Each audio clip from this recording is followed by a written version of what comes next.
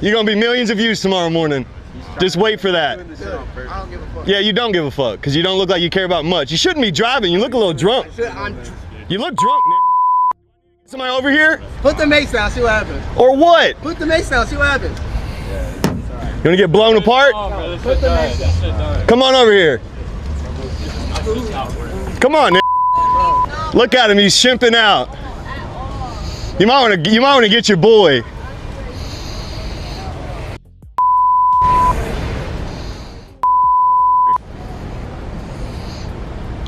Yeah, you might want to get your boy. I'm like really like about to lose my shit.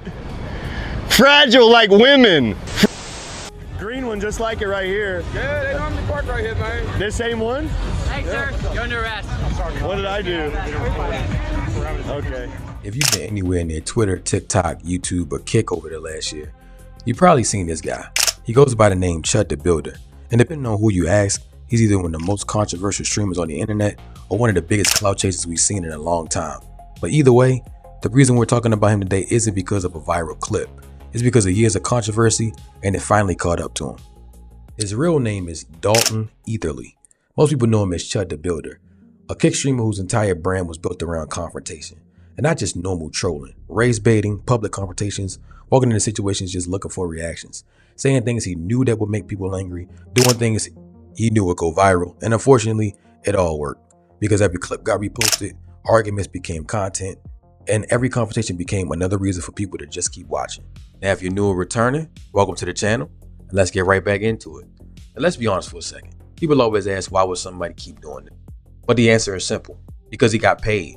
The more controversial the clip, the more attention it got, and with the more attention it got, the more people showed up to the stream. And whether people loved or hated him, they kept sharing the content, and that's how these clips spread. Not because they all agreed, but just because everybody reacted. Well, what'd you say? We can say whatever we want. Well, I can say whatever I want. Exactly. And Well, I'm gonna tell you something I don't agree with that. Oh, these boomers. I got blacks in my family. It's okay, So blacks. fuck you, man. No, or what? Fuck you. You heard me. You going too far, bruh. And like, we don't like black folks like that, but we not down for just harassing random black people, bruh. Like, you is out of your mind. That's crazy. Now, he likes to present himself as this super masculine, right? As a super masculine white dude who represents the dying breed of white masculine dudes, which, bro, I know plenty of masculine white guys. Like they just aren't racist. But the point I was saying is that ChudtheBuilder guy, I think he united all folks that were black. Because no matter if you're black, you're gonna feel offended by that. Because he wasn't just calling out maybe a certain subsection of black people, maybe just that one incident. That guy, you could tell, he looks at black people as chimps and the hardy are that were subhuman. If I can't consider you Black Sneeko if you don't feel at your core offended by what he's saying. And if you're not offended, it then tells me that you're pandering. You're pandering for those fucking Palestinians or whoever, whichever Muslim niggas, because when it comes to God, nobody can play. Whatever Palestinians or Muslims in your goddamn chat room, and you're pandering for these other people, the white dudes who are usually saying, nah, see, Sneeko is not one of them. Now this is where Chud started getting national attention. Because the incident stopped looking isolated. People started noticing a pattern. One confrontation and another, him being the agitator, and then claiming that this is all in the name of free speech. And eventually the criticism became, at one point, is this no longer trolling and just somebody intentionally provoking people for content. You're a bitch, bro.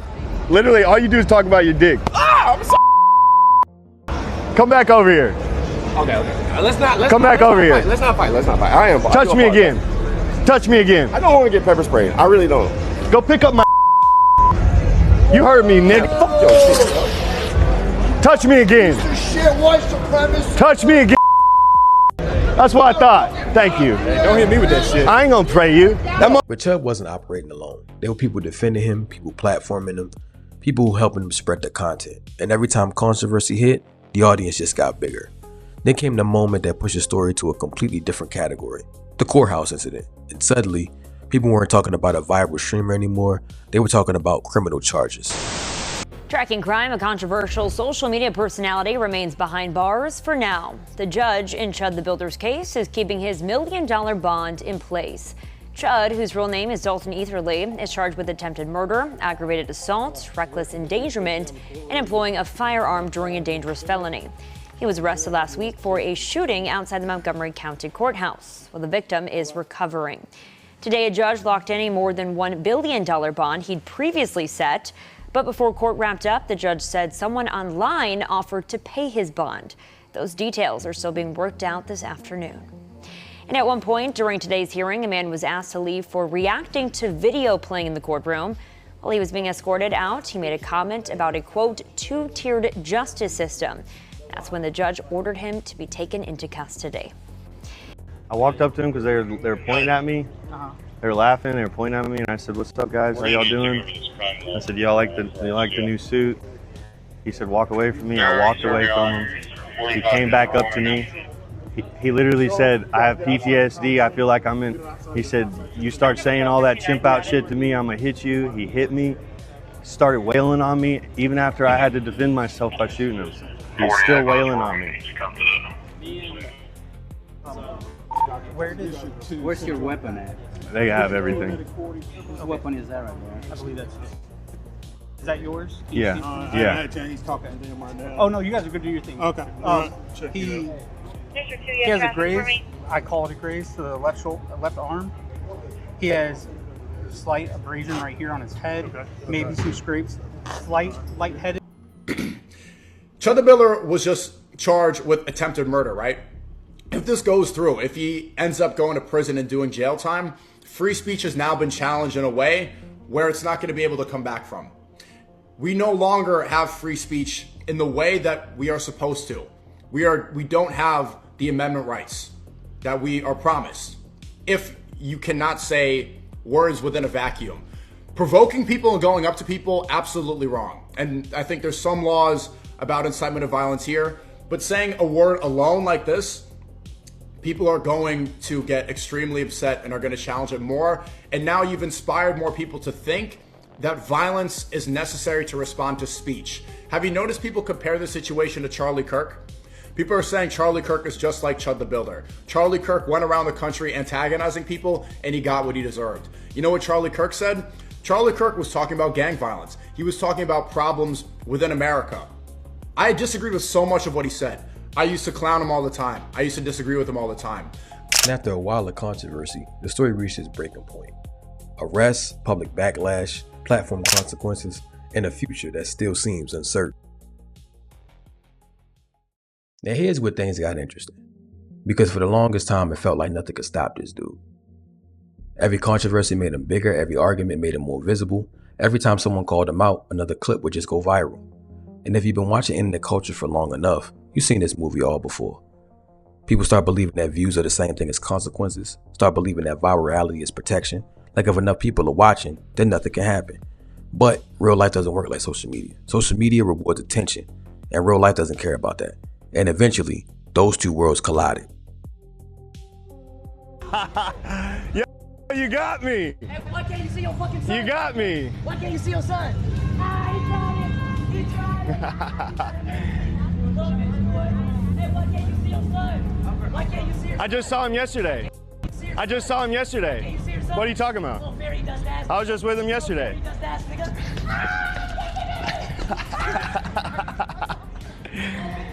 All right.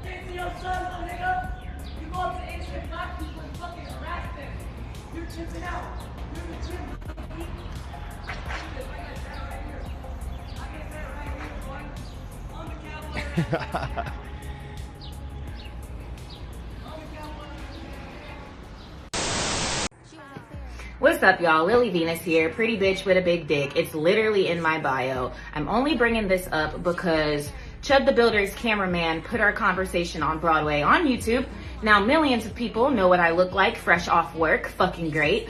But in the caption it said that black woman who used to smoke mid and get raw dogged by Chud the Builder. Well, he's not lying. I already told y'all we used to smoke. He used to sell me weed. And we did raw dog a lot. Me, him, and my ex-wife. I am a professional pegger. It is no secret that I perform prostate massages, if you will, for men. I've been doing it for a very long time now. Most of my clientele is white men. We sign NDA agreements. I talk about me pegging all the time, but I never tell you names because discretion is key. Confidentiality is why my client list is so long. But Chud mentioned it first.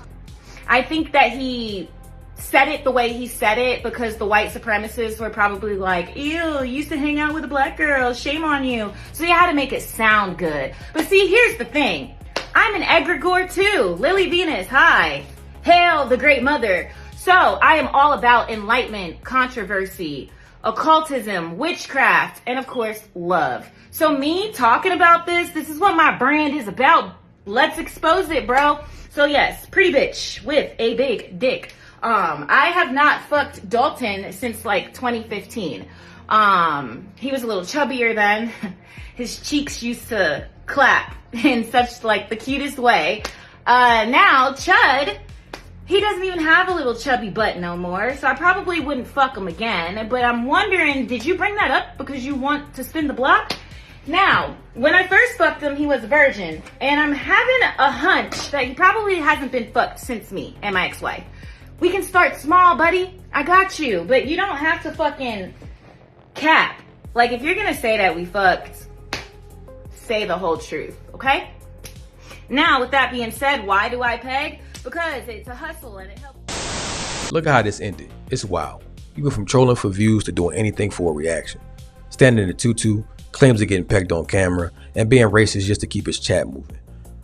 But when you trade your dignity for clout, the audience gets bored. The shock value wears off and you gotta push it further.